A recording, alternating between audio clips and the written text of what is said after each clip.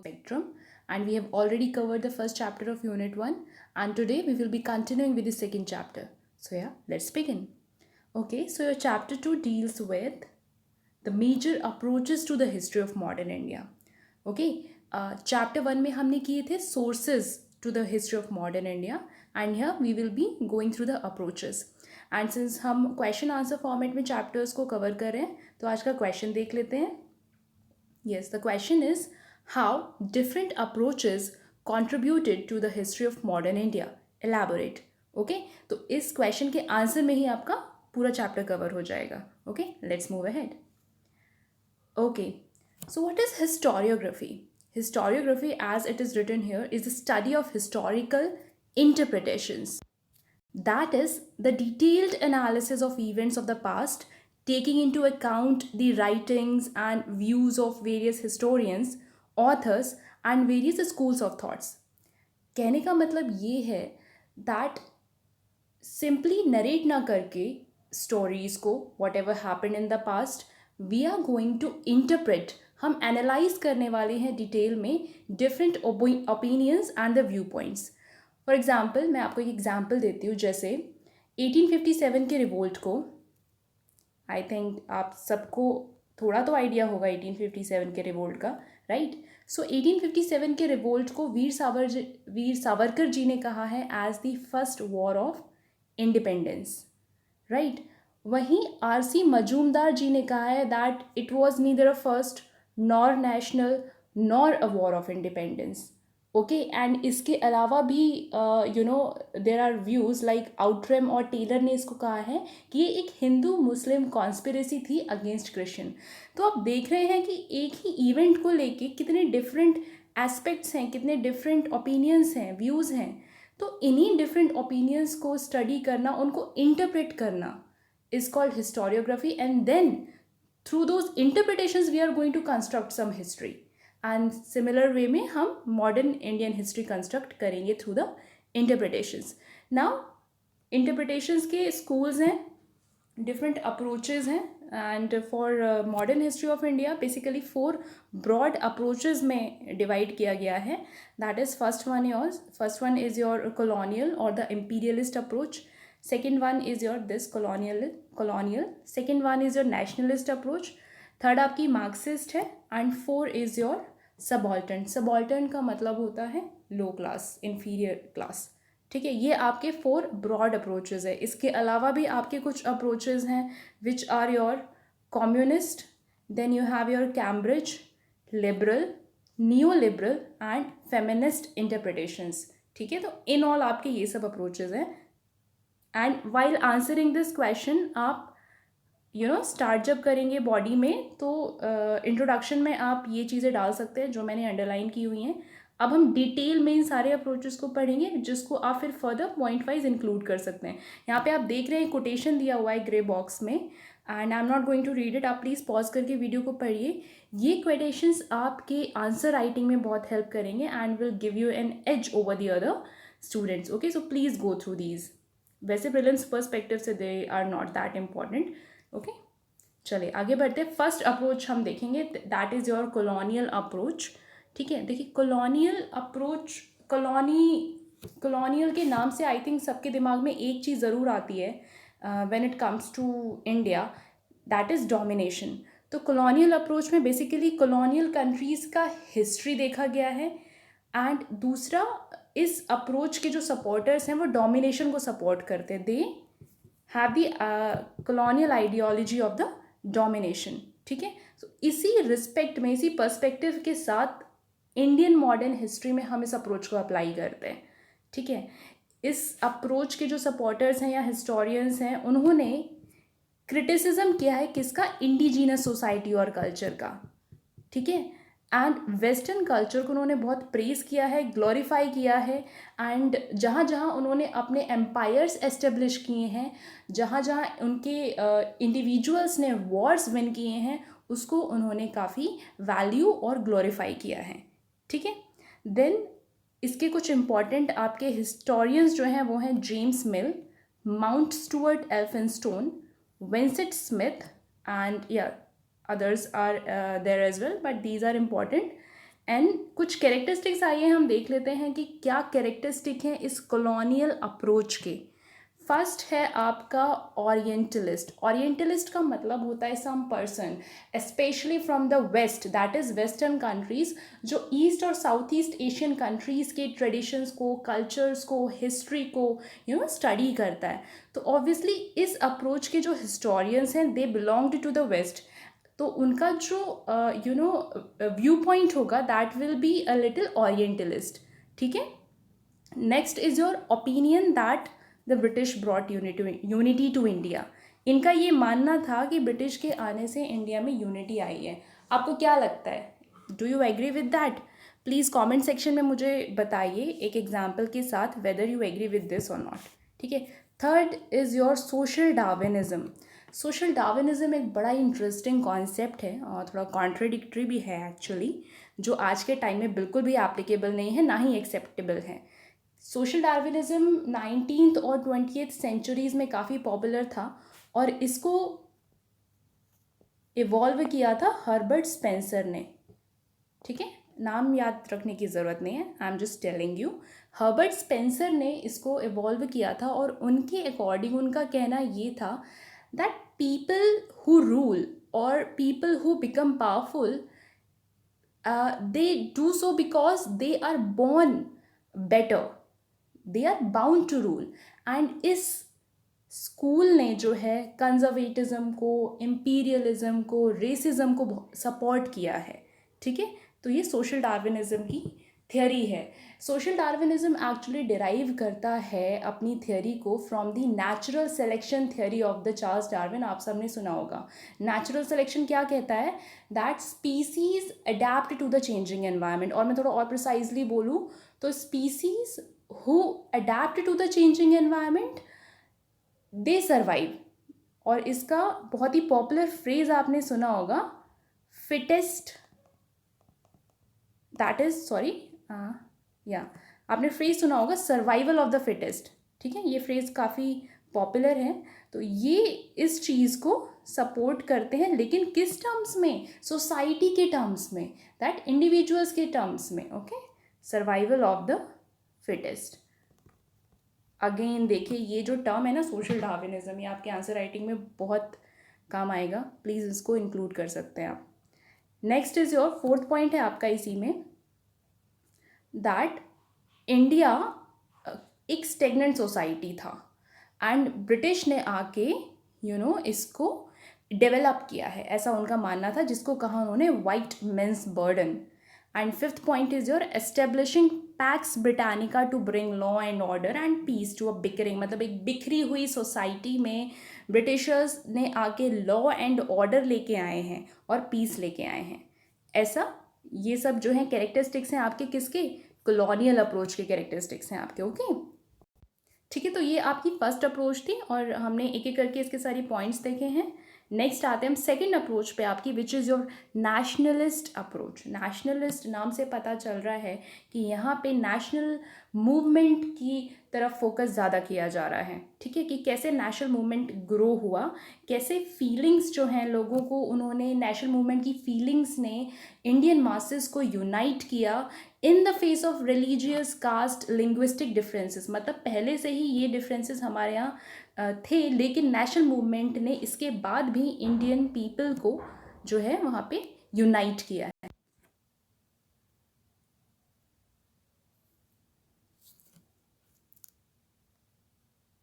And ये जो आपकी नेशनलिस्ट अप्रोच है ये बेसिकली कॉलोनियल अप्रोच के अगेंस्ट में डेवलप हुई थी। ठीक है, confrontation with the colonial approach. ठीक है, सो नेशनलिस्ट हिस्टोरियंस जो है, लेकिन ध्यान रखिए 1947 से पहले एग्जिस्ट नहीं करते थे। ऑब्वियस ही बात है, नेशनल मूवमेंट आपका 1947 तक का पीरियड है। ठीक है, तो उसके बाद ही ऑब्वियसली इसके हिस्टोरियंस इंटरप्रेट करेंगे इस इवेंट को। तो 1947 से पहले आपके नेशनलिस्ट हिस्टोरियंस एग्जिस्ट नहीं करते थे। 1947 से पहले क्या था, जो आपकी एंशियंट और मिडाइवल पीरियड्स हैं उसकी हिस्ट्री से डील करते थे बेसिकली नेशनलिस्ट हिस्टोरियोग्राफर्स आपके। ठीक है, लेकिन last quarter of 19th century तक आते आते एक डिटेल्ड और साइंटिफिक क्रिटिसिज्म होने लगा कॉलोनियलिज्म का। किस पर्सपेक्टिव से? इकोनॉमिक एस्पेक्ट से, एडवर्स इकोनॉमिक एस्पेक्ट से मतलब कैसे ब्रिटिशर्स के आने के बाद इंडियन इकोनॉमिक फैब्रिक पूरी तरीके से डिस्ट्रॉय हो गया, कैसे हैंडीक्राफ्ट्स डिस्ट्रॉय हो गए एंड कैसे रूरल मासेस स्पेशली दे सफ़र्ड, कॉटेज इंडस्ट्री आपकी, टेक्सटाइल इंडस्ट्री आपकी पूरी तरीके से डिस्ट्रॉय हो गई थी, ठीक है। एंड इसके जो कुछ प्रोपोनेंट्स हैं आपके, प्रोपोनेंट्स दैट इज़ और Dadabhai Naoroji, M.G. Ranade, G.V. Joshi, R.C. Dutt, K.T. Telang, G.K. Gokhale and D.E. Wacha, ठीक है।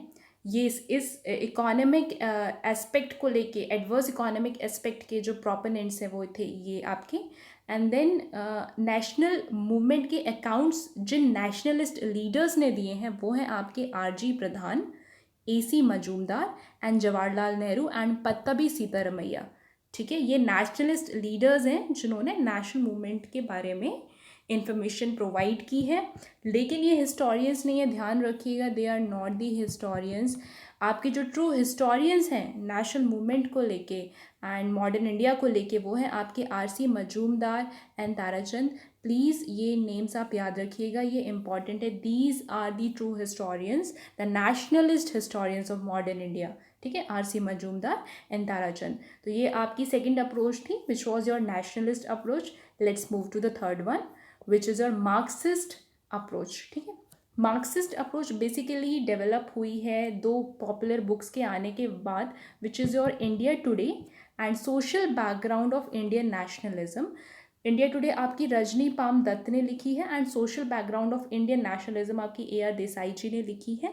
ध्यान रखिए, इंडिया टुडे पहले इंग्लैंड में पब्लिश हुई थी, उसके बाद ये इंडिया में पब्लिश हुई है, ठीक है, 1947 में बाद में इंडिया में पब्लिश हुई है। तो मार्क्सिस्ट अप्रोच क्या कहता है? मार्क्सिस्ट हिस्टोरियंस कहते हैं कि जो प्राइमरी कॉन्फ्लिक्ट है, जो लड़ाई है, वो है कॉलोनियल मास्टर्स के बीच में और सब्जेक्ट पीपल के बीच में, साथ ही साथ वो जो इनर कॉन्ट्रडिक्शंस हैं इंडियन सोसाइटी के अंदर, जो क्लास, रिलीजन, रेस और क्रीड के बेसिस पर, क्रीड के बेसिस पे जो कॉन्फ्लिक्ट्स हैं वो भी एग्जिस्ट करते हैं, ऐसा मार्क्सिस्ट का मानना है, मार्क्सिस्ट हिस्टोरियंस का मानना है, ठीक है। So this was your third approach and इसमें एक और आपका इंपॉर्टेंट नेम है विच इज़ और सुमित सरकार, ठीक है। Next fourth approach is your सब ऑल्टर्न अप्रोच। सब ऑल्टर्न का मतलब है the lower people, the marginalised section of the society, ठीक है। ये school basically school of thought शुरू हुआ है 1980s में एंड ये देख रहे हैं आप, तो इसका मतलब ये रीसेंट अप्रोच है आपकी, रीसेंट स्कूल ऑफ थॉट है जिसको रणजीत गुहा जी ने स्टार्ट किया है, जहाँ पे ये क्रिटिसाइज कर रहे हैं एग्जिस्टिंग हिस्टोरियोग्राफी की। मीन्स अब तक जो हिस्टोरिकल इंटरप्रिटेशंस रहे हैं मॉडर्न इंडिया को लेके, उसको ये क्रिटिसाइज कर रहे हैं और कह रहे हैं कि आपने वॉइस ऑफ कॉमन पीपल को तो बिल्कुल इग्नोर ही कर दिया, ठीक है। देन ये कह रहे हैं कि कॉन्ट्रडिक्शन कॉलोनियल पावर्स और नेटिव पीपल के बीच में नहीं है, कॉन्ट्रडिक्शन तो है एलीट और सब ऑल्टर्न ग्रुप में, और एलीट में आपके दोनों आते हैं, इंडियन भी हैं, फॉरेन भी हैं। फॉरेन तो आपके ब्रिटिश गवर्नमेंट हो गई, ब्रिटिश ऑफिशियल्स हो गए, इंडियन में कौन है आपके? नवाब्स, जमींदार्स, राइट, ये आपके इंडियन एलीट हैं एंड सब ऑल्टर्न group, that is the rural masses, the middle class people, the peasants, the workers, the artisans, इन दोनों के बीच में जो एक तरफ आपके इंडियन और फॉरेन एलीट है और एक तरफ आपके सब ऑल्टर्न ग्रुप्स हैं, इन दोनों के बीच में कॉन्ट्रडिक्शन है, ना कि कॉलोनियलिज्म एंड इंडियन पीपल के बीच में, ऐसा रंजीत गुहा जी का मानना है। एंड ये कौन सा अप्रोच है आपकी? सब ऑल्टर्न अप्रोच। बाद में ये कहते हैं कि नेशनलिज्म जो है वो एक्सप्लॉइटेटिव था in terms of caste, gender, religious, creed divisions. मैं एग्जाम्पल देती हूँ आपको इसका। बाल गंगाधर तिलक जी को काफ़ी माना जाता है कि उन्होंने महाराष्ट्र में जो है गणपति फेस्टिवल्स को काफ़ी पॉपुलराइज़ किया, लेकिन कहीं ना कहीं इसने सोसाइटी में रिलीजन के बेसिस पे काफ़ी डिस्क्रिमिनेशन क्रिएट किया, डिफरेंसेस क्रिएट किए, और अपर कास्ट हिंदूज़ में और लोअर कास्ट हिंदूज़ में भी डिफरेंसेस क्रिएट की, ठीक है। तो ऐसा मानना था इस अप्रोच का कि नेशनलिज्म जो है उसने एक्सप्लॉइट किया इंडियन सोसाइटी को on the basis of caste and religion. And nationalism ने इंटरनल कॉन्ट्रडिक्शंस को टोटली इग्नोर किया कि मार्जिनलाइज सेक्शन आखिर क्या चाहते थे, उनकी क्या डिमांड्स थी, इस चीज़ को उन्होंने पूरी तरीके से इग्नोर किया। इनका मानना था कि एंटी इम्पीरियलिस्ट स्ट्रगल में कभी इंडिया यूनाइटेड था ही नहीं। एंड आई थिंक इसका आपको एक थोड़ा सा आई थिंक हम 1857 से इसको रिलेट कर सकते हैं कि 1857 में जो नॉर्थन और नॉर्थ वेस्टर्न पार्ट है इंडिया का और थोड़ा सा आपका सेंट्रल इंडिया, वो फिर भी कहीं ना कहीं इंक्लूडेड था, पार्टिसिपेट किया था उसने इस वॉर में। लेकिन आपका जो सदर्न पार्ट है वो पूरी तरीके से एक्सक्लूडेड था। ठीक है, बिल्कुल भी पार्टिसिपेशन नहीं आया था सदर्न इंडिया से। ठीक है। एंड दूसरे ये कह रहे हैं कि इंडियन नेशनल मूवमेंट जैसी तो कोई एंटिटी एग्जिस्ट ही नहीं करती है। ठीक है, ऐसा इनका मानना है। एंड उसी जगह दूसरी जगह ये कह रहे हैं कि दो डिस्टिंक्ट मूवमेंट्स देखने को मिलते हैं हमें इस पीरियड में। एक तो था anti imperialist stream of the subalterns. कहने का मतलब कि आपने सुना होगा कि प्री इंडिपेंडेंस में काफ़ी रिवोल्ट्स हुए हैं, पीजेंट रिवोल्ट्स हुए हैं जो कि फार्मर्स ने ऑर्गेनाइज किए थे, ट्राइबल लोगों ने जो मूवमेंट्स ऑर्गेनाइज किए थे। तो आप देख रहे हैं कि इनका डायरेक्ट कॉन्फ्लिक्ट हो रहा है ब्रिटिश पावर से। उस टाइम पे अपनी लैंड्स को लेके, अपने कस्टम्स और ट्रेडिशंस को लेके उनका ब्रिटिश पावर के साथ हमेशा कॉन्फ्लिक्ट रहता था। और आपने कुछ नेम्स भी सुने होंगे, जैसे सन्यासी रिवोल्ट है आपका, ठीक है, और कुकी मूवमेंट है आपका। ये कुछ मूवमेंट्स थे जिनका कॉन्ट्राडिक्शन था इम्पीरियलिस्ट पावर से। तो एक तो आपकी ये स्ट्रीम थी। दूसरी है आपकी, ये कह रहे हैं कि नेशनल मूवमेंट पूरी तरीके से बोगस था, फेक था, और ये कुछ नहीं था, सिर्फ एलीट का एक खुद के ही बीच में, खुद ही के एलीट लोगों के बीच में पावर स्ट्रगल था। क्या कह रहे हैं ये, that elite streams led by the official leadership of Indian National Congress were little more than a cloak for the struggle for power among the elite. Okay, कि आईएनसी, इंडियन नेशनल कांग्रेस के जो लीडर्स हैं वो एक चोला पहने हुए हैं नेशनल मूवमेंट का, और उसकी आड़ में बस ये अपने ही लोगों के बीच में पावर के लिए लड़ रहे हैं, ऐसा जो है सब ऑल्टर्न अप्रोच का मानना है। ठीक है, आगे बढ़े नेक्स्ट अप्रोच में, दैट इज़ और कॉम्युनलिस्ट अप्रोच। कॉम्युनलिस्ट अप्रोच में नाम से आपको पता चल रहा है, कॉम्युनलिज्म का हमको यहाँ पे एंगल देखने को मिलेगा कि हिंदू और मुस्लिम्स जो हैं वो हमेशा से ही एक हॉस्टाइल ग्रुप थे, ऐसा कॉम्युनलिस्ट अप्रोच का कहना है। और हिंदूज और मुस्लिम के इंटरेस्ट जो हैं वो बिल्कुल एक दूसरे से अलग थे, डिफरेंट थे, एंटागोनिस्टिक थे, एक दूसरे के एंटी थे। ठीक है, एंड कॉम्युनल पॉलिटिकल लीडर्स के हैंड्स में तो इसने एक वायलेंट फॉर्म ले लिया। कहने का मतलब है कि कम्युनलिस्ट लीडर्स ने काफ़ी एक्सप्लॉइट किया है हिंदू और मुस्लिम के डिफरेंसेस को। एंड आई थिंक ये कहीं ना कहीं ट्रू भी है, इट फाइंड्स इट्स मीनिंग, क्योंकि बहुत सारे ऐसे ऑर्गेनाइजेशंस आए इंडिपेंडेंस से पहले जो सपोर्ट कर रहे थे कि सिर्फ हिंदू रिलीजन जो है वो डोमिनेंट होना चाहिए इंडिया में। जैसे आपने नाम भी सुना होगा हिंदू महासभा का। तो they were basically supporting the Hindu religion only, and कहीं ना कहीं इससे जो गैप है हिंदू और मुस्लिम्स के बीच में वो और वाइडन हो गया था। नेक्स्ट ये कहती है अप्रोच कि India's medieval history was the one long story of Hindu and Muslim conflict. क्योंकि मुगल एम्पायर्स रूल कर रहे थे आपके मेडाइवल हिस्ट्री में, एंड जो कॉमन पीपल थे देवर मोस्टली हिंदूज़। तो ये कह रहे हैं कि ये उसकी कहानी है, उनकी कॉन्फ्लिक्ट की कहानी है। एंड कहीं ना कहीं देखिए इस अप्रोच को मीनिंग भी मिलता है पार्टीशन ऑफ इंडिया में, क्योंकि इस डिफरेंसेस वाइडनिंग डिफरेंसेस की वजह से जो पार्टीशन हुआ है इंडिया का, उस डिफरेंसेस को वाइडन करने में कम्युनिस्ट लीडर्स का कहीं ना कहीं हाथ था। ठीक है, नेक्स्ट हम आगे बढ़ते हैं कैम्ब्रिज स्कूल में।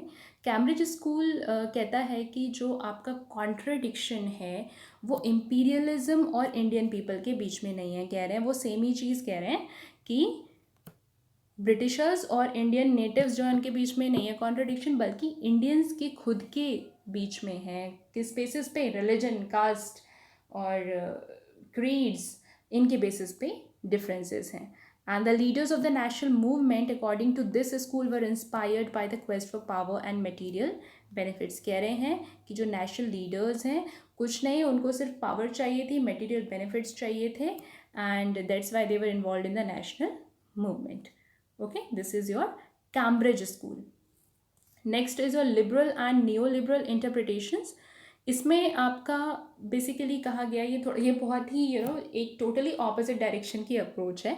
ये कह रहे हैं कि जो ब्रिटिशर्स ने कॉलोनीज़ बनाई उसकी वजह से खुद होम टाउन्स में, उनके होम कंट्रीज़ में उनको काफ़ी लॉस हुआ, डोमेस्टिक इन्वेस्टमेंट उनका रुक गया और डेवलपमेंट डिले हो गई. ठीक है, न्यू इंडस्ट्रीज़ नहीं आई ब्रिटेन में, ऐसा इस अप्रोच का मानना है, क्योंकि जो भी कैपिटल इन्वेस्टमेंट था वो सारा कॉलोनियल एम्पायर्स में चला गया एंड ब्रिटिशर्स को, होम कंट्रीज़ को काफ़ी लॉस हुआ, ऐसा इस अप्रोच का मानना है. इसके कुछ प्रोपोनेंट्स हैं आपके Patrick O'Brien, Hopkins and king.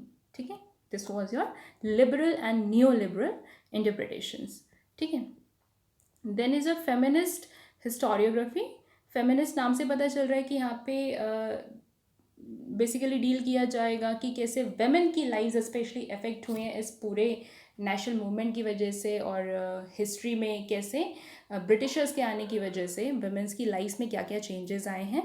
And they are going to see, they are going to analyze the way in which the colonial structures affected women's lives, women's vulnerability due to the denial of the ownership of productive resources, and the analysis of how progressive laws shaped gender relations. कहने का मतलब कि कुछ progressive laws भी आए हैं, जैसे विडोरी marriage act है आपका, हिंदू मैरिज एक्ट है. हिंदू मैरिज एक्ट में आपको पता है कि एज धीरे धीरे अमेंडमेंट्स के साथ बढ़ा दी गई थी गर्ल चाइल्ड के लिए और बॉय के लिए, एंड सती प्रथा को भी बैन किया गया था. तो ये कुछ प्रोग्रेसिव लॉज भी हमें देखने को मिले थे. इसमें दो आपकी कुछ पॉपुलर बुक्स हैं, that is your high cast Hindu women जिसको पंडिता रमाबाई ने लिखा है, and second is your mother India जिसको कैथरीन मेयो ने लिखा है. ये मदर इंडिया तो आई थिंक आप सब ने सुना होगा, बहुत फेमस मूवी भी है इसके ऊपर.